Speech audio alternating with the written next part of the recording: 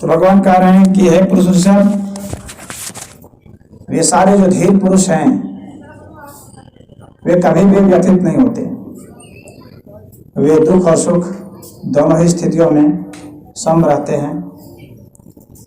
और ऐसे व्यक्ति जो दोनों ही परिस्थितियों में सम रहते हैं उनके विषय में ही कहा जाता है कि उन्हें अमृत बोध हो चुका है और अमृत की प्राप्ति हो चुकी है, यानी अमरता की प्राप्ति हो चुकी है, यानी उनकी अब मृत्यु नहीं होगी। जिन्हें हम सामान्य रूप से मृत्यु समझते हैं वह वास्तव में मृत्यु नहीं होती है, बल्कि अगले जन्म की एक कड़ी होती है। वो सिर्फ एक जन्म है, वो मृत्यु नहीं है। और इस तरह से ये जन्म जन्मांतर का चक्र चलता रहता है। तो भगवान कहते हैं इसके जितने भी तरह की जिंदगी है और जितनी तरह की मृत्यु है उन सब के बीच में एक निरंतरता जो है वह निरंतरता ही अमृत तत्व है। और वह अमृत तत्व उसी को उपलब्ध होता है जो सुख और दुख दोनों ही परिस्थितियों में सम रहते हैं। सुख क्या है? सुख का अर्थ हो गया कि जो हमारा मन चाहता है उसके अनुकूल ही कोई घटना घट जाए, जो हमारी इच्छा है, कामना है, उसके अनुकूल ही घटना घट जाए, यही हर व्यक्ति चाहता है इस संसार में। लेकिन यह उस व्यक्ति की चाहत है, इस समष्टि की चाहत हो सकती है और नहीं भी हो सकती है। अर्थात एक तो हमारी व्यक्तिगत निजीगत चेतना है और एक समष्टि चेतना है। हमारी एक निजीगत इच्छा है और इस पूरे अस्तित्व की एक इच्छा है। तो हमारी निजीगत इच्छा कभी कभी इस समष्टि की जो इच्छा है उसके अनुसार हो जाती है और तब हमें मनोवांछित फल मिलते हैं। मनोवांछित फलों के लिए लोग कहाँ कहाँ ना भटकते हैं, किन किन मंदिरों में माथा नहीं टेकते, किन किन पेड़ के पास और तो और मजारों में भी जा करके जहां नहीं गिरना चाहिए वहां भी जाके गिरते हैं, सिर्फ इसलिए कि उनकी कामनाएं पूरी हो जाए। तो अपनी कामनाओं के वशीभूत हुआ व्यक्ति अपनी बुद्धि को खो बैठता है और अपने धीरज को खो बैठता है और उन सारे जगहों पर अपने मन को गिरा देता है, अपने को मलिन कर देता है, जहाँ पर कि कोई सौंदर्य नहीं है, जहाँ पर कोई शौर्य नहीं है, जहाँ कोई वीरता नहीं है, कहाँ जहाँ कोई बुद्धिमानी नहीं है, वहाँ भी वह अपने मन को मलिन कर देता है कामनाओं के वशीभूत होने के कारण। तो इस तरह के सुख की तृष्णा में, सुख की आशा में वो हर जगह संभावित जगह झुकता रहता है। और दुख क्या है?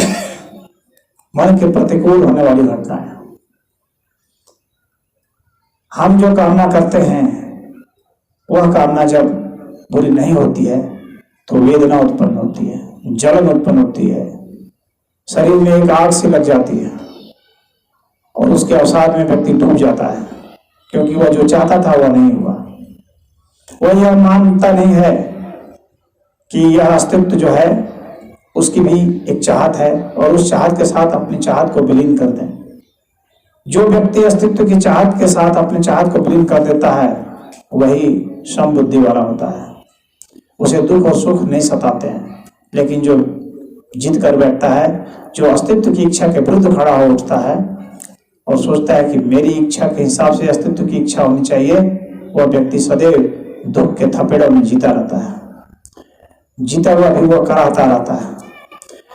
तो भगवान कहते हैं कि ऐसे सुख और दुख जो तलाश रहे हैं और इस अस्तित्व की इच्छा को, यानी भगवान की इच्छा को जो इनकार करके अपनी इच्छा थोपना चाहते हैं ईश्वर पर, वैसे लोग नितांत दुखी, हताश, निराश होकर के संतप्त जीवन जीते हैं और उनके लिए फिर अमृत तत्व नहीं होता है। अमृत तत्व उन्हीं के लिए है जो इस अस्तित्व की इच्छा में अपनी इच्छा को विलीन कर देता है, इस समग्र अस्तित्व में अपनी इच्छा को तिरोहित कर देता है, यानी उसकी कोई निजीगत इच्छा नहीं रह जाती है, यानी सभी ईश्वर इच्छा में अपनी इच्छा को समेट देता है। तो यह 15वां श्लोक हम लोग को यह बतलाता है, भगवान हमें ऐसा उपदेश देते हैं। इसके बाद भगवान कहते हैं नासतो विद्यते भावो अभावो विद्यते शतः। यानी जो सत्य है, यानी जो अस्तित्व है, वह तत्वगत रूप में उसका कभी भी, उसकी जो विद्यमानता है, उसके जो होने की स्थिति है, रहने की स्थिति है, उस मामले में उसका कभी भी अभाव नहीं होता है।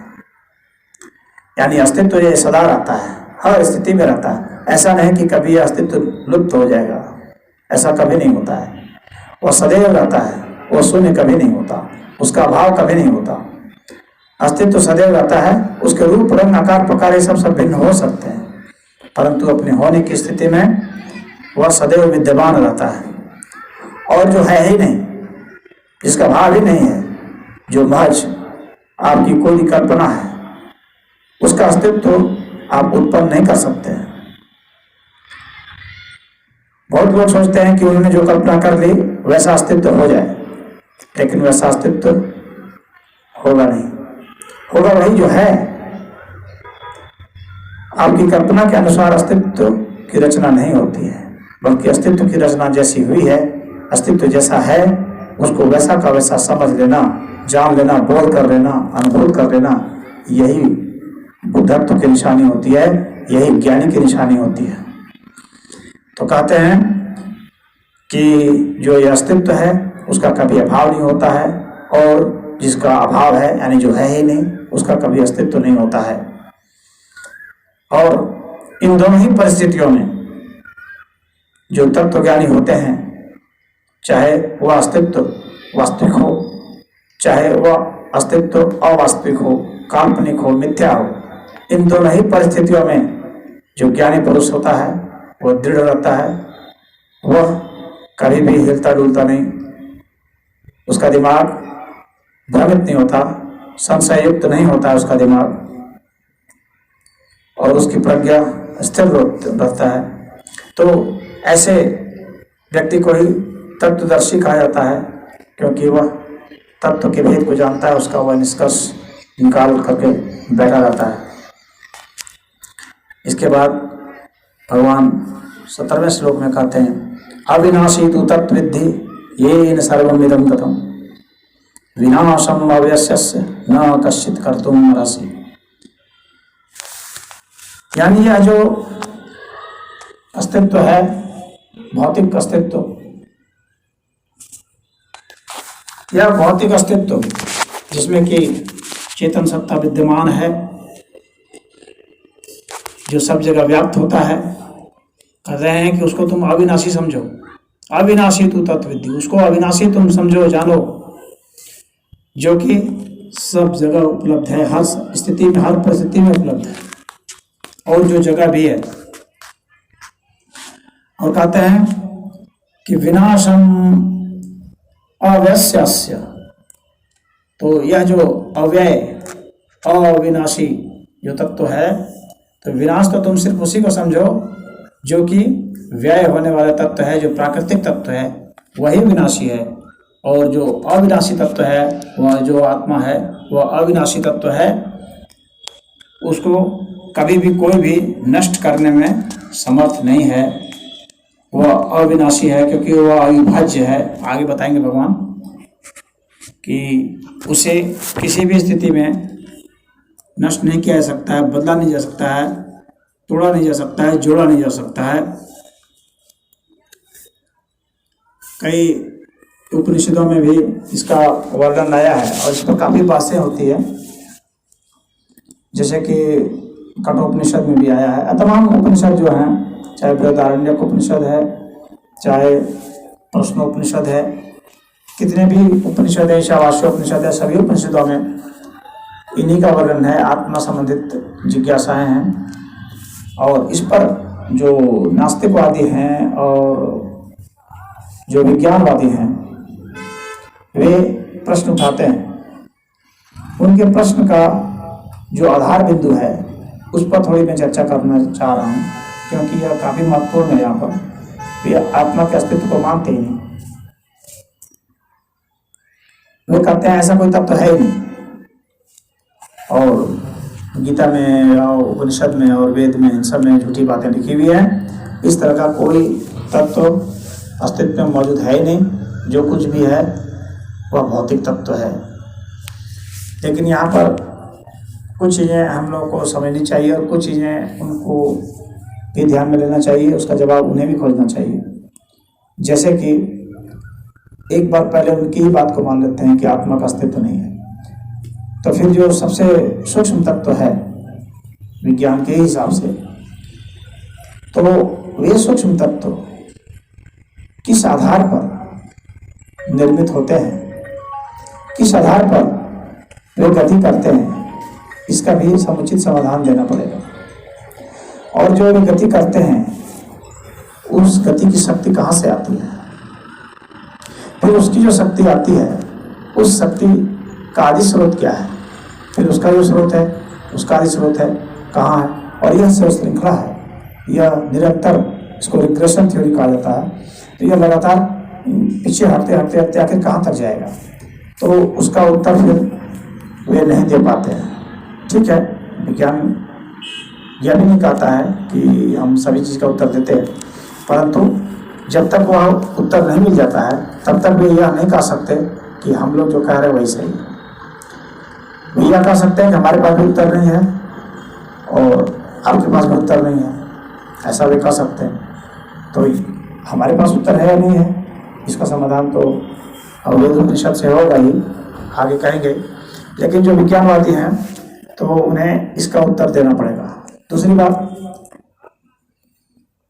इनकी उत्पत्ति और यह जो सृष्टि अस्तित्व है, ये जिस नियमबद्ध तरीके से चलता है, ये जिस संविधान से, जिस नियम से चलता है, आखिर उस नियम की उत्पत्ति कैसे हुई, यह एक बहुत बड़ा प्रश्न चिन्ह है।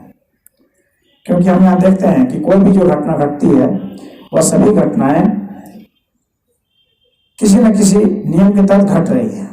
उसके पीछे वो जिधर मन जैसे मन ऐसे नहीं संयोजित या अभियोजित होती है, उसके पीछे कुछ ना कुछ ऐसी चीजें होती हैं, कुछ ऐसे नियम होते हैं कि इसी अनुपात में घटती हैं और उसके परिणाम ऐसे ही आते हैं। तो जो ऑब्जेक्टिव परिणाम आते हैं कि हम हाइड्रोजन को और ऑक्सीजन को मिलाते हैं तो वाटर बनता है, दो हाइड्रोजन को मिलाए, दो हाइड्रोजन के मॉलिक्यूल को और एक ऑक्सीजन को मिलाए तो वाटर बन गया। परंतु ये किस नियम के तहत बना, उस नियम को किसने बनाया, वह नियम निर्मित कैसे हुआ। तो ये इनका कहना है कि इस तरह के बॉन्ड बनते हैं। आखिर क्यों बनते हैं, प्रश्न तो हर समय खड़ा है वहां पर, जब तक कि अंतिम उत्तर ना आ जाए।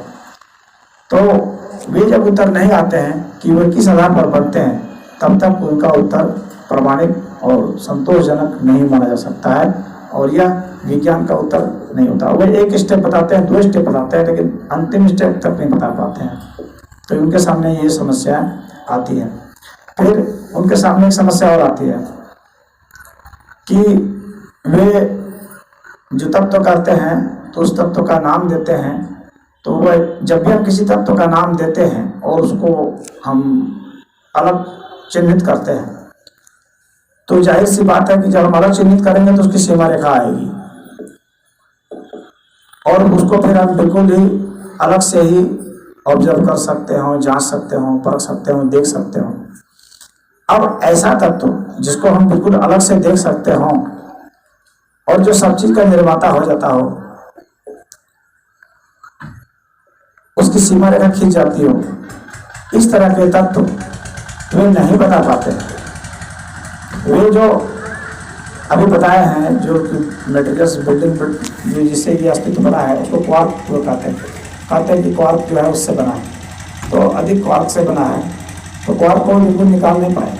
वो हर समय जो है वो फ्लूइड स्थिति में रहता है, यानी तरल स्थिति में रहता है, उसको पूर्ण रूप से हम निकाल नहीं सकते हैं, यानी वो कण के रूप में नहीं है। जब कण के रूप में नहीं होता है तो इसका मतलब यह हो गया कि उसकी सीमा रेखा पर हम नहीं खींच पा रहे कि कहाँ पर है।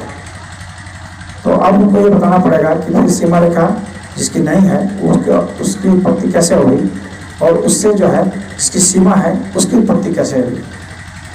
फिर जितने भी तत्व हैं उनका जो कैलकुलेशन है उसके आधार पर ये अस्तित्व में जितने तत्व हैं उनका भी अनुपात निकलना चाहिए। यानी उस तत्व के आधार पर हमको व्याख्या करना है कि इतने तत्वों से इतने तत्व बन गए, कैसे बन गए, आखिर बाकी चीज़ कहाँ से आई।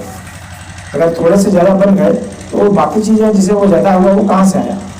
इसका समाधान नहीं दे पाते हैं। सिर्फ एक शब्द दे देते हैं कि कोई डार्क एनर्जी है, कोई डार्क मैटर है, ऐसा करके वे शब्द दे देते हैं, परंतु वह सिर्फ डार्क मैटर और डार्क एनर्जी अभी तक हम लोग निकाल नहीं पाए हैं, वैज्ञानिक निकाल नहीं पाए हैं। सिर्फ उनकी वह कल्पना में है या उनका एक गेस है, हाइपोथेसिस है, वो अभी उनका खुद का ऑब्जर्वेशन सही नहीं है। हालांकि जो भी हाइपोथेसिस बनी है वो किसी फार्मूले पर आधारित होकर के बनाए हैं, परंतु वो प्रमाणिक नहीं माना जा सकता है। और उससे जो है अपने थ्योरी को पुष्ट करने के लिए एक वो तर्क खोजा गया है। जब तक कि वो वैज्ञानिक पद्धति के द्वारा नहीं आ जाता है तब तक उनको वैज्ञानिक कोई भी बिल्कुल यह वैज्ञानिक तथ्य है इसको नहीं मान सकते। अब आते हैं आत्मा के ऊपर। यहाँ पर ऋषि महर्षियों ने जो तप किया है उन्होंने अपने को ही प्रयोगशाला बनाया, स्वयं के शरीर को, स्वयं के दिमाग को प्रयोगशाला बनाया, और उसके माध्यम से और भी जो दिमाग से भी जो सूक्ष्म तत्व हो सकते हैं वहाँ तक धीरे धीरे उस चेतन तत्व तक उन्होंने अपनी पहुँच बनाई। और उनका आधार यही है कहने का कि आत्म तत्व इस वजह से है क्योंकि जितने भी ये सब जो तत्व हैं इनको आप लोग प्राकृतिक तत्व, भौतिक तत्व कहते हैं, इन सभी की सीमा रेखा एक होती है और इन सीमाओं के आधार पर ही ये अगर तरंगों को देखेंगे तो तरंगें भी क्या है, इसी कण का ही जो है एक एक्सटेंशन है, उसी का एक फैलाव है। इतना फैलाव कि हम उसकी सीमा नहीं बना पाए, बस इतनी सी बात है और वो कोई बात नहीं है। क्योंकि ये जितने ये कण भी जब फैलते हैं और ये फैल करके जब बढ़ते हैं तो ये जहाँ तक बढ़ेंगे उसके बाद फिर जब कोई तत्व आएगा तो यह मान लिया जाएगा कि इसकी सीमा इतनी है। तो वो सीमा बहुत बड़ी हो सकती है परंतु है तो सीमित ही सत्ता। और वह कैसे संचालित होती है, किस नियम के तहत संचालित होती है, वह कहाँ से आती है, इसकी जो रूपरेखा बनती है, इसकी जो व्याख्या बनती है वो आत्म तत्व से ही बनती है। कैसे बनती है आत्म तत्व से? तो आत्म तत्व का अर्थ हो गया कि वह अविभाज्य तत्व। अविभाज्य क्यों होगा? क्योंकि विभाजन करने के लिए एक सीमा रेखा चाहिए, एक बिंदु चाहिए। जब तक कोई काल्पनिक सूक्ष्म से सूक्ष्म बिंदु या कोई रेखा सूक्ष्म से सूक्ष्म नहीं हो तब तक जो है वह तब तो अविभाज्य होगा। जब वो काल्पनिक रेखा होगी तभी वो विभाजित होती है, जब वो कोई काल्पनिक बिंदु होती है तभी विभाजित होती है। तो विभाजित करते करते हम ऐसी स्थिति में पहुंच जाते हैं जबकि वह तब तो उस काल्पनिक सूक्ष्म बिंदु से भी सूक्ष्म हो जाए, उससे भी छोटा हो जाए, तब विभाजन हो ही नहीं सकता, उसकी कल्पना भी नहीं हो सकती है। तो उस तरह के जो तत्व बचे रह जाते हैं। हालांकि यह भी हाइपोथेसिस है, यह बात सच है, अगर व्याख्या में किया जाए तो यह भी एक मतलब एक काल्पनिक थ्योरी ही मानेंगे इसको, लेकिन यह एक निष्कर्ष के आधार पर यह सिद्धांत बनता है। तो इसके आधार पर आत्मा सिद्ध होती है।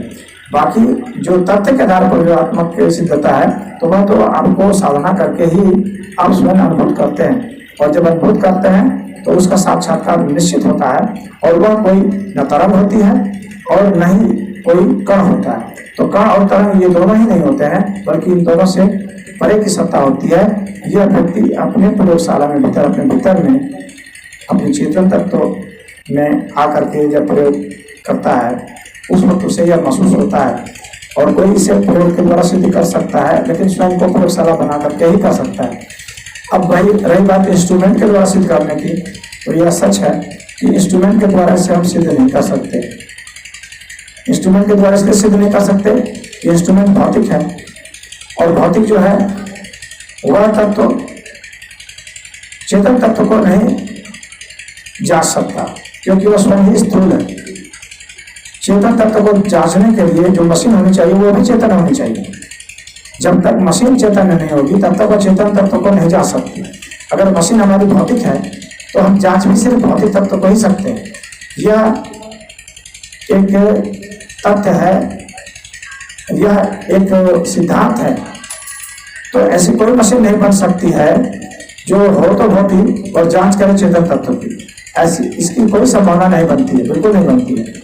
मशीन भी चेतन तत्व की होनी चाहिए और चेतन तत्व की जब मशीन होगी तो जाहिर सी बात है कि उसकी रूपरेखा नहीं होगी, क्योंकि रूपरेखा होते ही वो भौतिक हो जाएगी। तो जाहिर सी बात है कि वह जो चेतन तत्व की जो मशीन है वह भी अभौतिक है, वह भी चैतन्य है।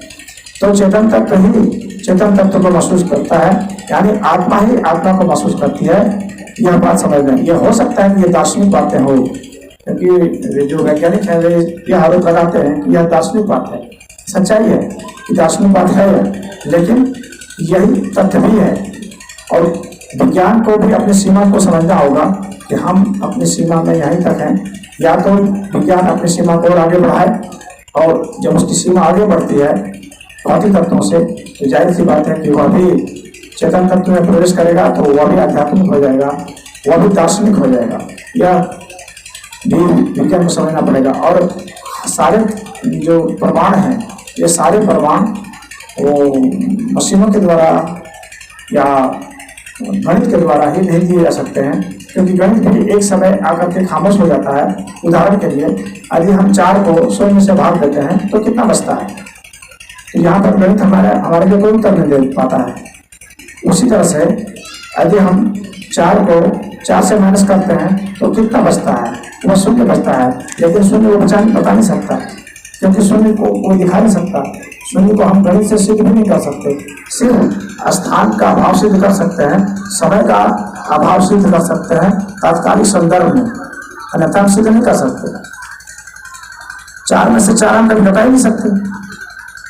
तो फिर वह जो विज्ञान का सिद्धांत है मैथमेटिक्स का, वह विज्ञान का जो सिद्धांत है फिजिक्स का, उसमें वो नहीं बैठता फिर।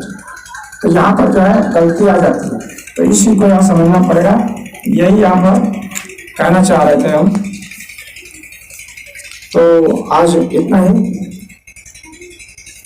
और थोड़ा सा संदर्भ मैं इसका दे देता हूँ। जो उपनिषद की बात मैं की थी, उपनिषद में भी इसी बात को बताया गया था।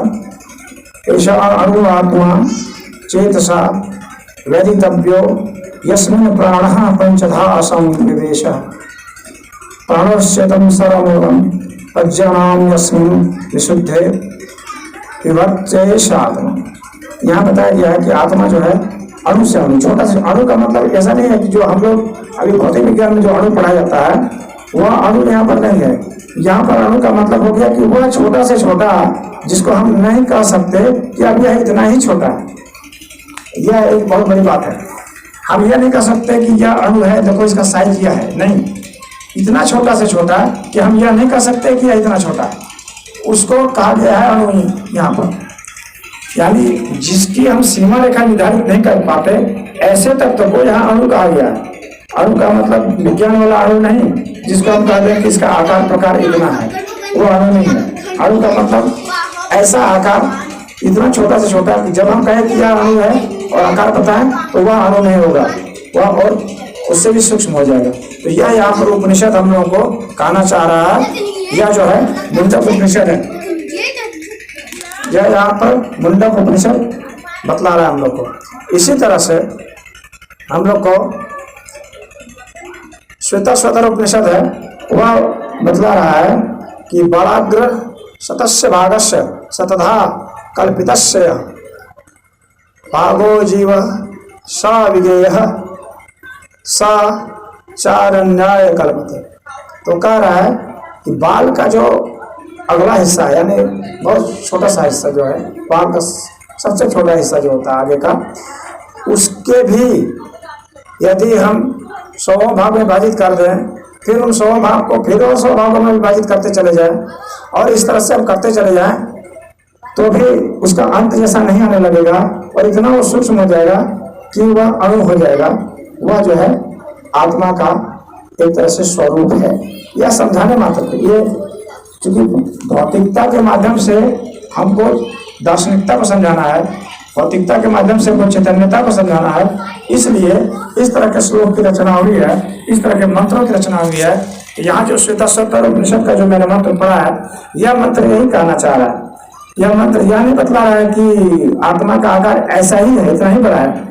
उसका भाव यह है कि हम छोटा से छोटा विभाजित करते चले जाएंगे, और फिर उनको भी उसी तरह से विभाजित करते चले जाएंगे। तो यह जो स्वरूप बाद में हमारे सामने उभर करके आएगा, वह ऐसा छोटा होना चाहिए कि जिसका हम आकार निर्धारित नहीं कर पाए। तो इसीलिए आत्मा को निराकार कहा गया है, आत्मा का आकार नहीं होगा। तो जिस आत्मा का आकार है वह आत्मा नहीं है। यह भी इसी में हम गीता में पढ़ेंगे आगे। और हालांकि भगवान ने सब जगह आत्मा शब्द का प्रयोग किया गया है, किया हर जगह, लेकिन सभी तरह के आत्मा का इसमें वर्णन है, और उसके शब्द भी एक है, परंतु उनके भाव अलग है, सिद्धांत भी अलग है। कुछ लोग जो विज्ञानवादी जो है, जो आरोप लगाते हैं, तो वो अभी हमारे दिमाग में आ रहा है, तो मैं आपको बताता हूँ। जो इस पर आरोप लगाते हैं, जो मैंने कहा कि आत्माओं के विषय में वो आरोप लगाते हैं, कहते हैं कि आत्मा एक शरीर को छोड़कर दूसरे शरीर को धारण करती है।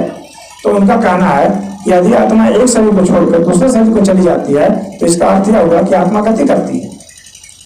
एक शरीर से निकली दूसरे शरीर को गई, इसका मतलब आत्मा ने गति किया।